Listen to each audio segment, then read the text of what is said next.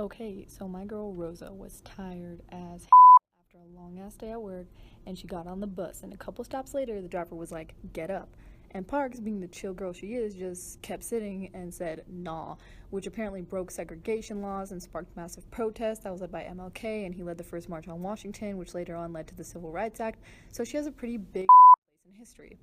Ask anyone who's taken third grade history, they know about her. She's a symbol of resistance, but she wasn't the first person to do this. A couple months earlier, Claudette Colvin didn't give up her seat either, so why doesn't she get any credit? Colvin was a studious girl. She was getting A's, bawling every single day of her life, and being a bad bitch and standing up for what's right. She even wanted to be president one day. She had some shiny brass balls to stay inspired.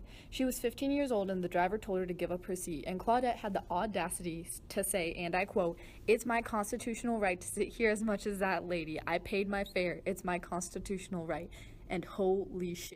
Can you imagine a young woman saying that to a grown man in the 50s, let alone a black young woman? How do we not know about her?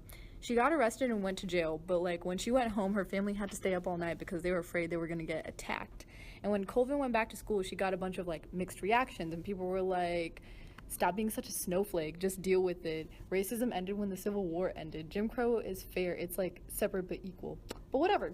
And the 50s was filled with tension because Jim Crow laws and segregation laws were still legal, and the NAACP thought about using Colvin's case to challenge segregation laws, but they decided against it because she was young and she got pregnant a couple months later, and they thought she was a hoe. Parks was a committed activist, and she worked for the NAACP. She was a married woman and highly respected in her community, versus Colvin, who was dark-skinned, part of a poor black family, and a teen mom. Historians have found that people involved in the movement thought she was too emotional, too audacious, and all around too imperfect to put at the center of a cause. But she should be no one's footnote in history.